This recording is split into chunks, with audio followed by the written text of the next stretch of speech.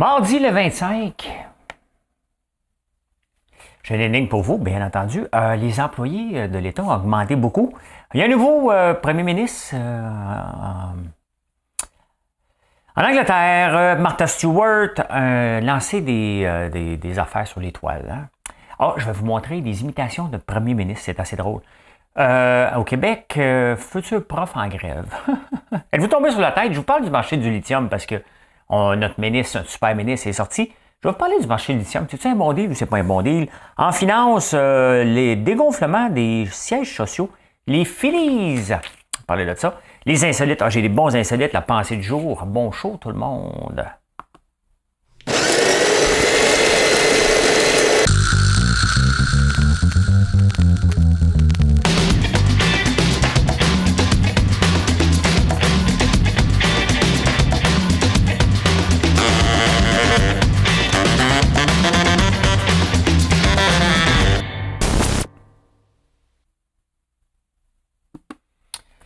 On aime les chiens, hein?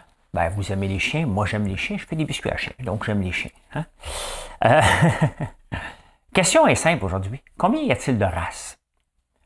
Vous laissez un petit jeu parce qu'il y a toujours des nouvelles races expérimentales. Là. Donc, combien y a-t-il de races dans les insolites? Mais tout d'abord, j'ai oublié de faire jouer mon énigme. Mesdames et messieurs, 2ELGBTQI+, voici l'énigme du jour. Donc voilà, je cherche combien y a-t-il de races de chiens dans le monde. On s'en va ici, ici.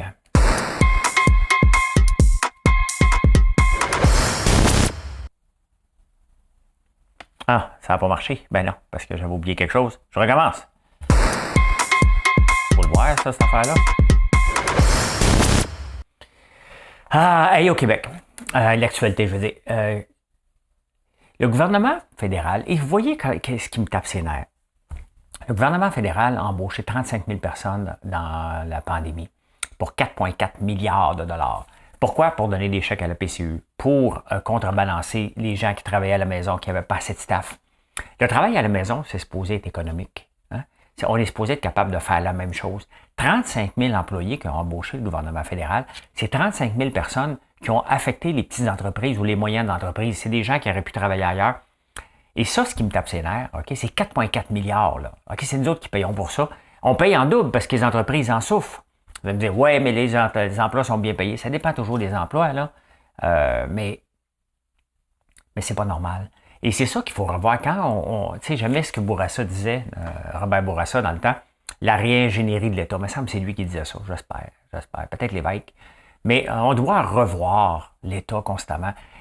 Ça fonctionne trop en silo. Il y a certainement des fonctionnaires qui ne faisaient rien, qu'on aurait pu déplacer. Mais là, il faut négocier avec les syndicats. Les syndicats ne veulent pas. Puis le changement, c'est ça que ça donne.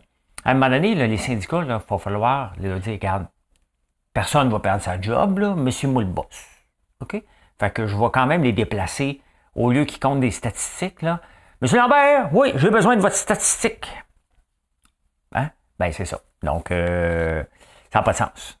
35 000. Après ça, on veut créer de l'emploi, mais il se crée de l'emploi inutile. On n'a pas besoin de créer de l'emploi en ce moment. On a besoin de déplacer des emplois. C'est ça qu'on a besoin de faire au Québec et au Canada si on veut réussir. Ah, bien, il y a un nouveau premier ministre en Colombie-Britannique. Rishi Sunak, au UK.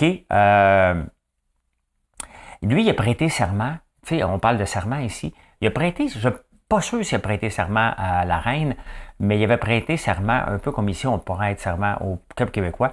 Lui, il est de religion hindouiste, indonisme. Il avait prêté serment à l'indonisme. Liz Truss, qui est partie, elle avait préparé son budget tout seul. Tu sais, vous le voyez, là. Tu sais, quand je disais que Duhem n'avait pas d'équipe, il faut faire attention à ce qu'il dit, puis il disait n'importe quoi, là. C'est à peu près ça qu'elle avait fait. Elle avait dit, moi, je vais faire ça, je vais faire ci, je vais faire ça, je vais faire ça. Et les marchés ont mal réagi. C'est pour ça qu'elle est obligée de partir. Même le Fonds monétaire international, qui est allé donner des petites tapes ses doigts à la Grande-Bretagne, la 6e plus grande puissance au monde financièrement, de dire, hey, non, c'est pas comme ça que ça marche. Hey, fallait-tu qu'il soit mal pris, hein? Ça, là, c'est un exemple parfait de ce que Duhem pourrait faire s'il arrive au pouvoir. Et Poilievre, parce que Poilievre, c'est pas une question s'il va y aller au pouvoir. Il s'en va au pouvoir. Je doute que les libéraux vont être capables de survivre une troisième élection, surtout qu'ils sont dans le mode minoritaire. Donc, c'est pas ça que je veux. Hein? Je veux pas voir, mais je pense que c'est ça qui risque d'arriver. Fait que là, en Grande-Bretagne, on a le premier ministre qui est plus riche que le prince Charles. Bien, c'est parce que lui, il est un petit peu riche. Je pense qu'il a un petit parcours normal. Là. Tu sais, il a une petite boîte d'investissement. Là. Lui, il est quand même riche un peu. C'est sa femme. Elle est la fille d'un multimilliardaire indien. Donc, voilà. Et c'est le premier personne d'une autre minorité, la minorité visible, c'est la première fois. Et il est plus jeune, seulement 42 ans. Lui, il avait lâché sa job à 35 ans. Tu sais, il n'y a pas de niaisage. Je lui ai dit, tiens, moi, aller servir le peuple. Hein? Fait que là, il est premier ministre. Moi, c'était mon choix numéro un. Je sais que vous en balancez peut-être de ce qui se passe en Grande-Bretagne, mais il ne faut pas trop s'en balancer parce que c'est la 6e plus grande puissance. Et qui dit puissance, bien, s'il y a des hauts et des bas, ça affecte tous les marchés mondiaux au complet, tout simplement. Parce que en ce moment, l'inflation est dans le tapis là-bas. Ça peut nous donner un peu ce qui se passe ici. Hey, d'ailleurs, j'ai parlé du spam la semaine passée. Quelqu'un m'a envoyé une photo, les tablettes sont vides. Je pense pas que c'est moi qui ai eu l'influence là-dessus, là, mais j'ai déjà eu l'influence, ça a l'air de mettre un gouvernement couillard dehors avec mon épicerie à 75 pièces. Maudit vantard! Il y a quelqu'un qui m'a dit ça cette semaine. T'es un maudit vantard, Lambert. V-A-N-T-A-R-E. Il l'ai pas cru.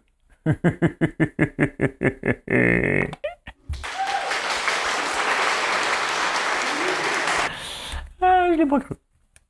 Hey, Martha Stewart, allez la voir sur les réseaux sociaux. Elle fait des pauses sexy, madame. Hein? Elle vend son café green quelque chose et elle prend des pauses avec la petite moue. Là, tu sais, on va y aller comme ça ici. Hein? On boit-tu comme il faut, là? Hein? Et dans l'eau. Et il faut quand même lui dire qu'elle a quand même 81, la madame. Hein? Donc, franchement, là, ça a bien de l'allure. C'est quoi le but des écologistes de faire des coups d'éclat en saccageant des toiles? Les toiles sont protégées par des vitres. Là. Mais là, à un moment donné, c'est parce qu'on ne pourra plus aller dans les musées si ça continue comme ça. C'est pas que je suis un gars de musée là, tant que ça. Là, parce que moi, vous savez comment quand je vais voir les musées, qu'est-ce qui se passe. Hein? Je suis comme ça. C'est là que je teste mon ballon. Regarde. Ouais. Qu'est-ce que je pourrais bien voir de beau là-dessus? Oui, mais son petit coup de peinture. Mais quand même, hein, je suis pour le respect.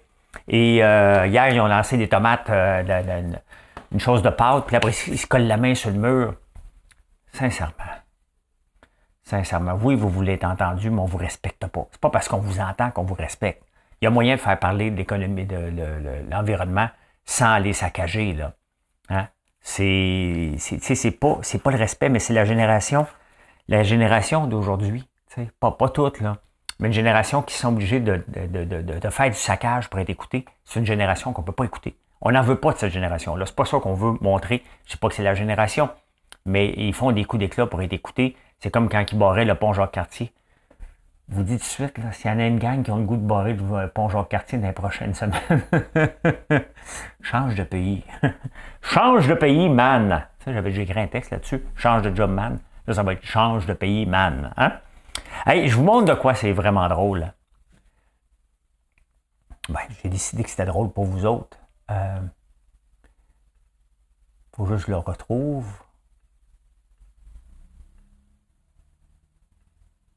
Coudonc, je l'ai dessus. Oh my God! OK, je l'ai.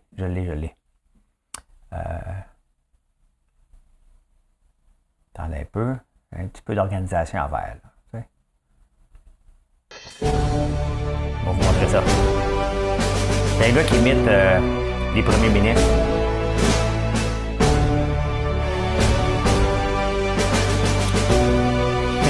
Il l'a-tu l'affaire, le gars, hein?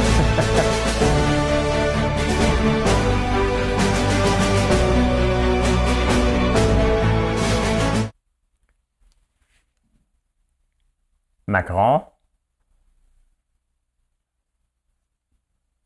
Erdogan, je ne sais pas de quel pays que c'est, je n'ai pas fouillé, je ne me souviens pas. Ah non, mais c'est le gars de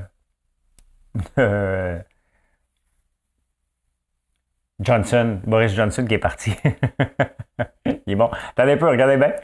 Regardez bien. Ah, regardez si c'est Trudeau. Regardez comment il a la tête qui bouge, il envoie la main à tout le monde.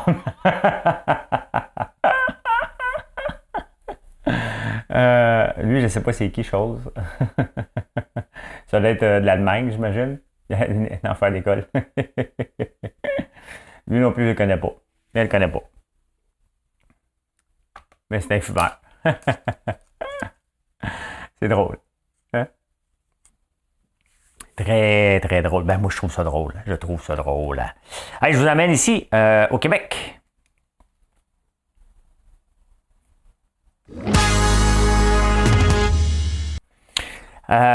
Les futurs profs en grève, imaginez-vous, OK? Ils ne veulent pas passer leur examen de français, les profs. Tu sais, tu coup de pied dans le derrière, là. Tu sais, c'est oui, un peu, hein? Mettre la main, c'est pas pour ces méthodes-là, mais nous autres, on apprend de même. Je ne dis pas que c'est meilleur. Mais à un moment donné, les profs vont faire la grève, je pense que c'est jeudi. Au lieu ils font de la suppléance, les futurs profs, là, ils ont dit non. Tu veux nous faire passer notre test de français? C'est non. C'est trop difficile pour nous autres. On n'ira pas faire de la suppléance. Honnêtement, là, c'est beaucoup ce que je ferais, moi. Je prendrais présence. Toi, tu dis non, tu es en grève, parfait, je ne t'embaucherai pas dans le futur.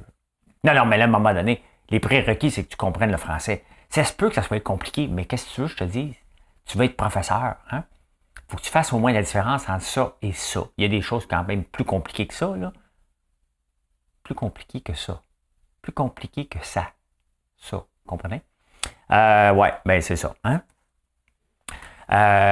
Lumenpulse vient d'avoir 50 millions. Lumenpulse, c'est une compagnie qui est très amie avec Fitzgibbon. Le problème, c'est qu'ils viennent du milieu des affaires. Lui, tu sais, des fois, vous me demandez, es-tu dans le milieu des affaires? Moi, je suis dans le milieu de nulle part.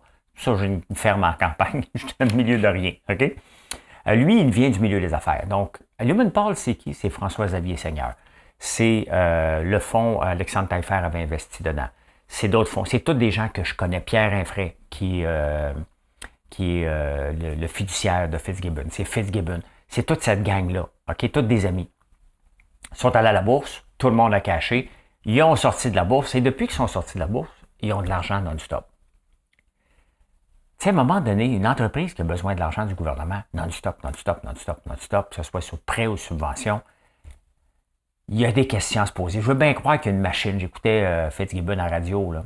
Il disait, ouais, mais il y a une machine, c'est pas moi qui décide, il y a une machine. Ah, la machine, on peut lui dire, tu sais, mettons là, que tu es sous-ministre, ouais, ça me tente-tu d'aller m'obstiner avec Fitzgibbon, moi, il donner le prêt à l'autre. Il s'arrangera, lui, avec si ça pète. Parce que tant que ça pète pas, personne ne va se plaindre. OK? Si ça pète, là, on va dire, hey, on a mis 200 millions là-dedans, puis après ça, qu'est-ce qu'on va dire? Ben, c'est les risques du marché. Il faut faire attention. Il faut faire attention. Je veux bien croire qu'il vient du milieu. Oui, il y a des amis, mais quand même. Parlant de Fitzgibbon, mais il est revenu. C'est sûr que je vais en parler beaucoup parce que c'est le super ministre. Et lui, je l'écoutais à Radio-Canada, puis il disait, regarde, on est 8 millions ici, on ne peut pas être bon dans tout. Nous, ce qu'on va être bon, c'est les batteries. Ça va être l'aluminium. C'est ce qu'il vise, lui. Hein? Puis on le voit qu'il fait beaucoup. Je vais vous en parler dans l'autre section tantôt du marché du lithium. C'est bien beau être bon dans les batteries, mais à date, tout le monde vient s'installer ici. Ils viennent siphonner nos subventions. Ils viennent ici simplement parce que on leur donne beaucoup de subventions. Puis on va voir tantôt pourquoi que c'est peut-être pas une si bonne affaire que ça. Il faut faire attention. Est-ce qu'il est trop tard? On va le voir, mais c'est dangereux. C'est un jeu dangereux de toute miser. Et il faut se poser comme question. La première chose qu'il faut se poser comme question, comment ça se fait qu'on n'a pas une mine de lithium encore viable ici au Québec? C'est la première chose qu'on doit se questionner.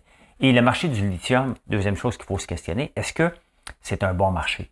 Est-ce que la batterie au lithium est le futur réellement ou on est entre deux? Hein? On va le voir, là, à partir de 2035, on est supposé qu'acheter des véhicules à batterie ici. Bien, c'est là qu'on va voir si on est capable de faire des 1000 km d'un coup. Hein? Ou 800, mettons, l'équivalent d'une tank de gaz et être capable de recharger en peu de temps. C'est ça qu'on va voir. Les pompes et la gestion des pompes. J'écoutais la radio, j'étais sur la route hier, donc j'écoutais la radio. Et on va fermer le tunnel Louis-Hippolyte Lafontaine. Et on parle du troisième lien à Québec. Le troisième lien, on calcule maintenant des ponts par million. À Québec, on dit, ben non, regardez, par rapport à Montréal, on n'a pas assez de ponts. Il ne faut pas oublier que Montréal est une île, Québec n'est pas une île. Hein? Donc, on voit que le ministère des Transports, c'est un peu de l'amateurisme parce que, tu sais, c'est Ferrandez qui amenait ce point-là, puis j'étais d'accord avec lui. Moi, je pense qu'on a besoin d'un troisième lien à Montréal, à Québec. Je pense qu'on a besoin d'un quatrième pont entre la rive sud et la rive nord. Là. Entre la rive sud et Montréal, on a besoin d'un autre pont. On le voit là, pendant 3 ans. Hein? On est supposé avoir le REM. Là, ils vont mettre des règles. OK? Ça se peut que les camions n'ont pas le droit de passer. Les camions ont le droit juste de passer. L'auto solo, c'est non. Et quand ils vont avoir des accidents, ils n'ont pas tenu compte des accidents en plus. Ça va être le bordel pendant 3 ans. Je ne sais pas comment vous allez faire, ceux qui doivent traverser ça chaque jour. Je ne sais pas comment vous allez faire, mais on le voit que comment ça se fait. Comment ça se fait que ça fait 3 ans? Est-ce qu'on n'est pas capable d'attendre que le REM arrive en fonction? Pourquoi le REM, on attend que ce soit jusqu'à la fin alors qu'on pourrait le lancer comme ça? Mais on attend la perfection constamment. Est-ce que c'est dangereux ou on a peur qu'il y ait des ratés? Qu'est-ce qui est mieux d'avoir des ratés? Si c'est dangereux, on ne part pas. Il manque de staff, mais on peut commencer. Ça n'a pas de sens. Ça n'a pas de sens qu'on ait un REM, qu'on a dépensé une fortune.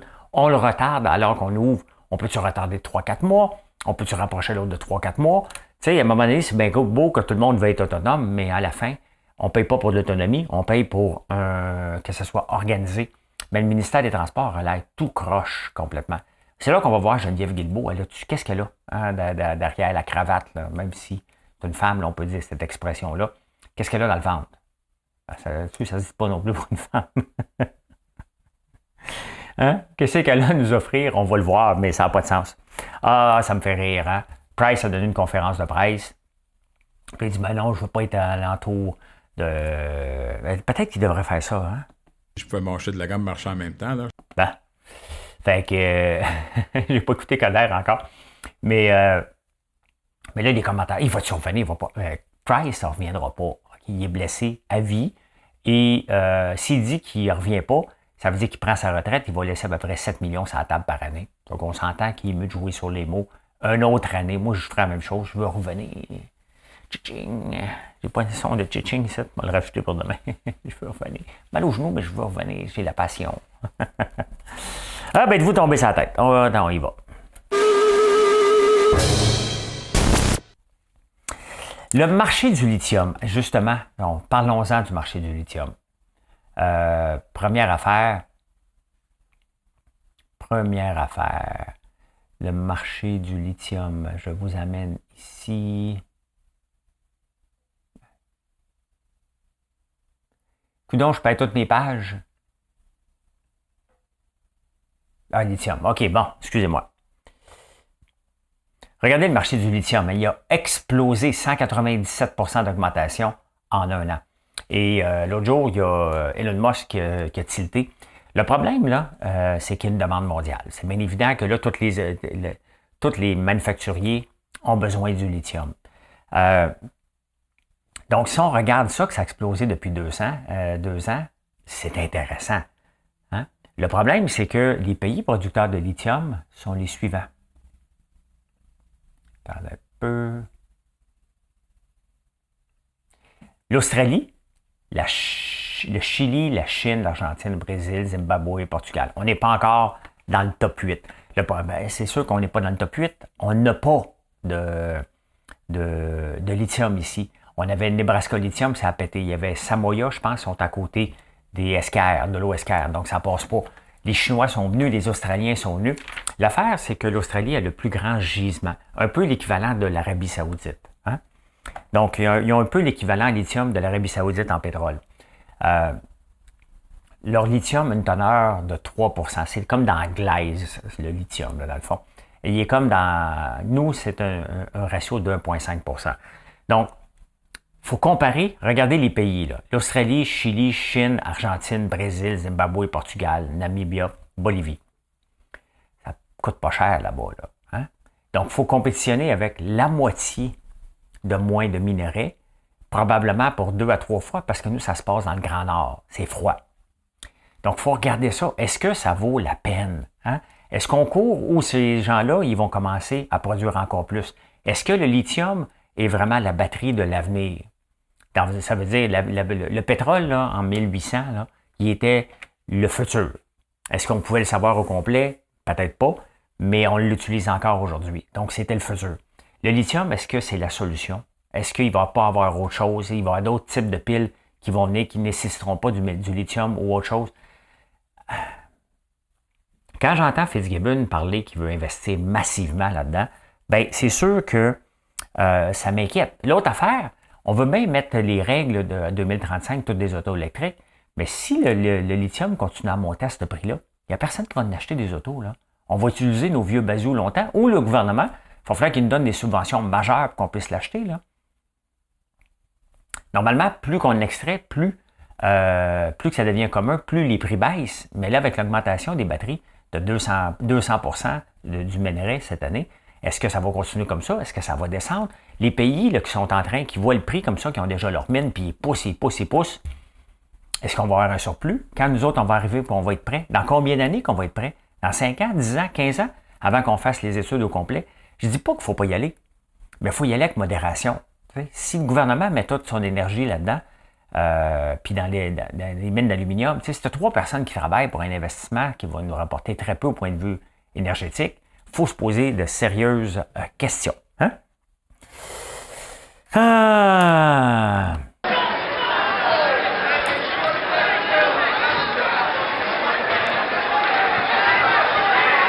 Le marché boursier. Qu'est-ce qui se passe avec le marché boursier aujourd'hui?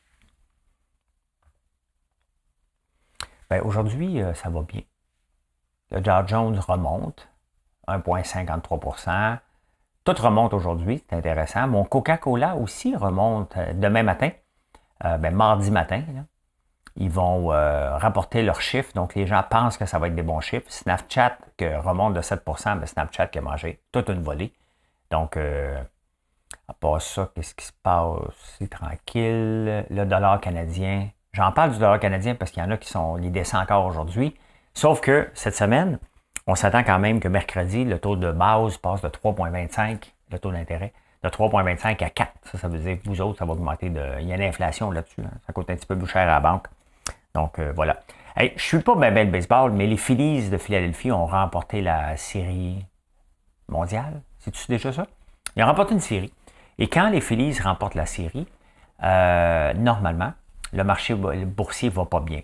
Mais c'est des gens qui font des statistiques, puis ça me fait rire constamment parce qu'il n'y a pas de lien. Hein? C'est juste un pur radon. Mais là, bon, normalement, quand ils gagnent, c'est de la merde sur les marchés boursiers. Je pense qu'ils ont gagné l'année passée parce que c'est vraiment de la merde.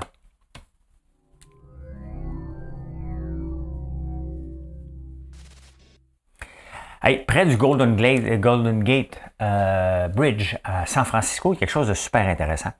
Ils écoutent les baleines. Ils ont mis des microphones dans le fond de la mer pour écouter les baleines parce qu'il y a beaucoup de bateaux qui passent là. Et il y a beaucoup de collisions avec les baleines. Donc, il y en a 70 qui se font frapper par année.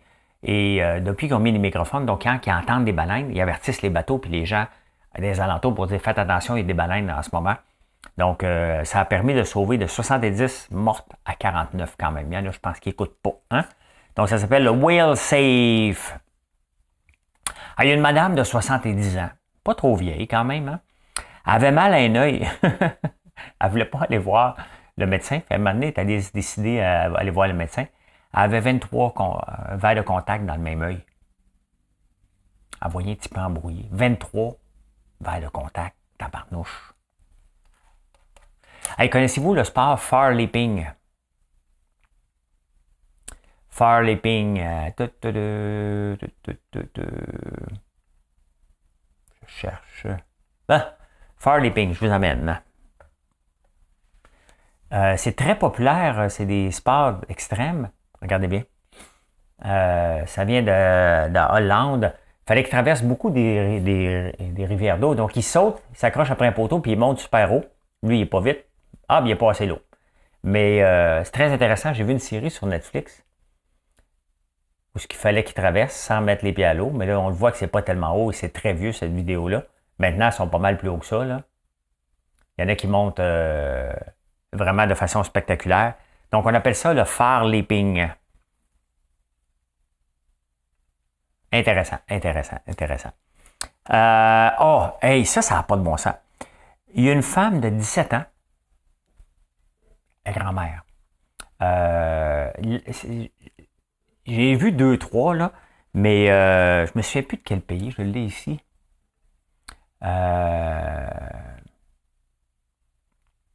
L'âge moyen pour être grand-mère, normalement, grand-parent, c'est 55 à 65.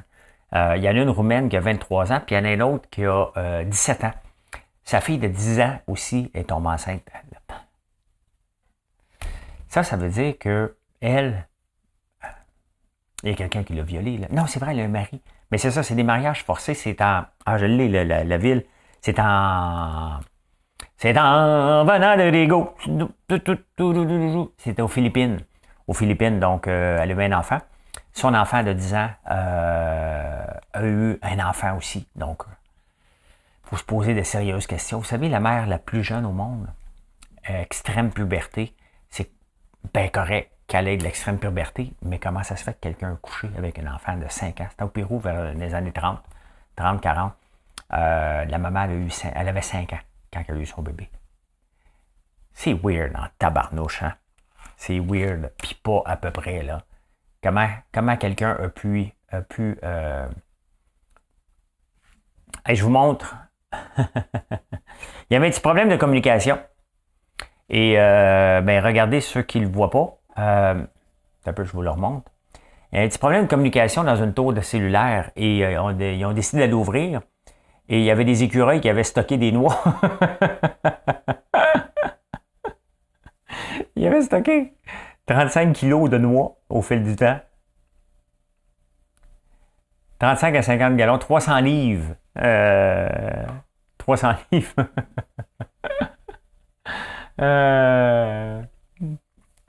C'est drôle, c'est drôle. Un écureuil gourmand. Ben, la pensée du jour, la pensée du jour. Voulez-vous vraiment savoir ce que vos clients pensent? Demandez-leur. Hein? Il y a des entreprises qui lancent des produits, puis là, ils font leur étude de marché, mais ils pensent. Une étude de marché n'est pas ce que nos clients pensent. On pose des questions pour ce qu'on veut entendre. Grosse différence. Et il y a bien des gens qui disent « Hey, c'était pas dans mon plan d'affaires. » Moi, j'en ai pas de plan d'affaires. Je m'en vais selon ce que je discute avec vous lors des directs. Donc, c'est ça. En la pensée du jour, vous voulez vraiment savoir ce que vos clients pensent vraiment. Demandez-leur, ne leur imposez pas. Hein? Et la réponse à l'insolite? Ah, pas l'insolite, Colin. Mesdames et messieurs, l'énigme de du jour. LGBTQI+, voici l'énigme du jour. La race de chiens, le nombre de races de chiens dans le monde est de 360. Il y en a toujours qui se rajoutent parce qu'il y a de nouvelles races qui sont en temps de se faire homologuer. Et le chien le plus populaire, la race de chien le plus populaire est le Labrador. Voilà. Eh bien, voilà comment j'ai vu l'actualité en ce beau mardi. On est encore le 25. Je vous souhaite une excellente journée. Merci d'avoir été là.